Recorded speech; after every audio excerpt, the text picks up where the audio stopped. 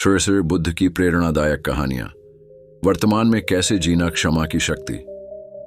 एक बार एक व्यक्ति बुद्ध के पास गया और उन्हें अपमानित करने लगा।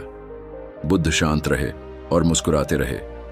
व्यक्ति थक गया और पूछा, आप मुझे अपमानित करने पर भी शांत क्यों हैं? बुद्ध ने उत्तर दिया, यदि मैं तुम्हारा उपहार स्वीकार नहीं करता तो यह तुम्हारे पास ही रह जाएगा। मैं तुम्हारा क्रोध और घृणा स्वीकार करने से मना करता हूं। इस कहानी से हमें क्षमा की शक्ति का महत्व समझाया जाता है। क्षमा करना न केवल दूसरों के लिए अच्छा है, बल्कि यह हमारे मानसिक शांति के लिए भी महत्वपूर्ण है। संतोष का महत्व। एक बार बुद्ध एक भिक्षु के साथ जंगल में चल रहे थे। उन्होंने एक अमीर व्यापारी को देखा जो बहुत दुखी था। व्यापारी ने बुद्ध से पूछा, मैं बहुत अमीर हूं, लेकिन मैं खुश नहीं हूं। मुझे खुशी कैसे मिलेगी? बुद्ध ने उत्तर दिया, संतोष से। इस कहानी से हमें सिखाया जाता है कि खुशी बाहरी चीजों में नहीं, बल्कि हमारे अंदर ही होती है। हमें जो कुछ भी है उसमें संतुष्ट रहना सीखना चाहिए। कर्म का सिद्धांत। एक बार एक व्यक्ति बुद्ध के पास गया और पूछा, क्या आप मुझे बता सकते हैं कि मेरे जीवन में क्या होगा? बुद्ध ने उत्तर दिया, तुम्हारा भविष्य तुम्हारे कर्मों द्वारा निर्धारित होगा। इस कहानी से हमें कर्म के सिद्धांत का महत्व समझाया जाता है। हमारे द्वारा किए गए प्रत्येक कार्य का परिणाम होता है। हमें अच्छे कर्म करने चाहिए ताकि हमें अच्छा भविष्य मिल सके। सचेतनता का महत्व। बुद्ध ने सिखाया कि हमें वर्तमान क्षण में जीना चाहिए। हमें अतीत या भविष्य के बारे में चिंता करने के बजाय वर्तमान में जो कुछ भी हो रहा है उस पर ध्यान केंद्रित करना चाहिए। प्रेम और करुणा।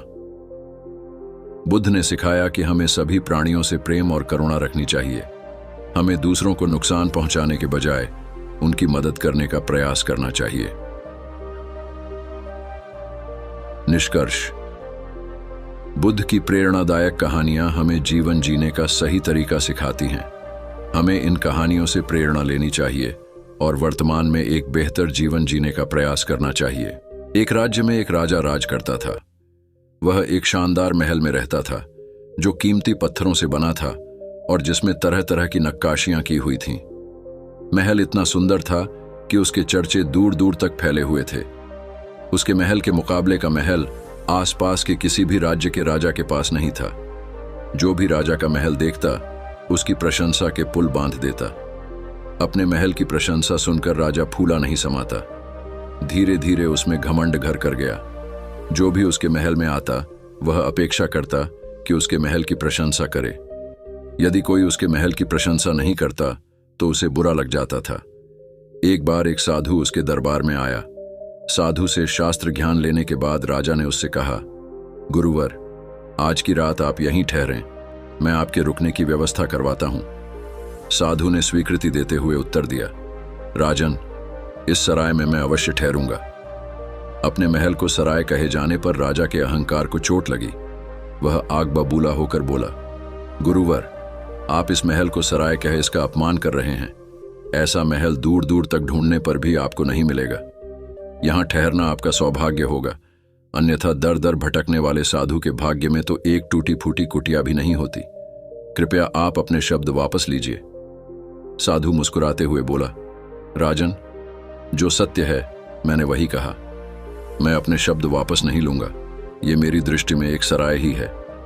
यदि ऐसा है तो सिद्ध करके दिखाइए। राजा ने साधु को चुनौती दी। ठीक है, मेरे एक प्रश्न का उत्तर दो, साधु ने कहा। पूछिए। आपसे पहले यह महल किसका था? मेरे पिताश्री का। उसके पहले? उनके पिताश्री अर्थात मेरे दादाश्री का। उसके पहले? उनके पिताश्री। इस महल का इतिहास बहुत पुराना है, राजा ने बताया। साधु ने कहा, आपकी बात ही सिद्ध करती है राजन कि यह महल एक सराय है जिसमें आपकी पीढ़ियां रहती आ रही हैं। आपके दादाश्री भी रहे, उसके बाद आपके पिताश्री, फिर उन्हें इसे छोड़कर जाना पड़ा। ठीक वैसे ही जैसे सराय में कुछ दिन रहने के बाद उसे छोड़कर जाना पड़ता है। आप भी एक दिन इस सराय को छोड़कर चले जाएंगे, तो फिर इसका इतना घमंड क्यों? साधु की बात सुनकर राजा बहुत प्रभावित हुआ। उसकी आंखों पर पड़ा घमंड का पर्दा उठ गया। वह हाथ जोड़कर साधु से बोला, गुरुवर, आपने आज सत्य से मेरा सामना करवाया। अब तब मैं अपने अहम में डूबा हुआ था, मुझे क्षमा कर दें। साधु ने राजा की क्षमा किया और उस रात महल में रुककर अगले दिन वहां से प्रस्थान कर लिया। ये दुनिया एक सराय की तरह है, जहां लोग आते हैं और कुछ दिन रहने के बाद चले जाते हैं। यहां से आप कुछ भी लेकर नहीं जाएंगे, लेकिन यदि आप कुछ देकर गए तो सदा इस दुनिया में आपका नाम अमर रहेगा। इसलिए अच्छे कर्म कीजिए, लोगों की सेवा कीजिए और इस दुनिया को बेहतर बनाने में अपना योगदान दीजिए। आशा है आपको धन्यवाद। ये कहानी आपको पसंद आए तो लाइक करना, शेयर करना, चैनल को सब्सक्राइब करना। मिलते हैं अगले वीडियो में।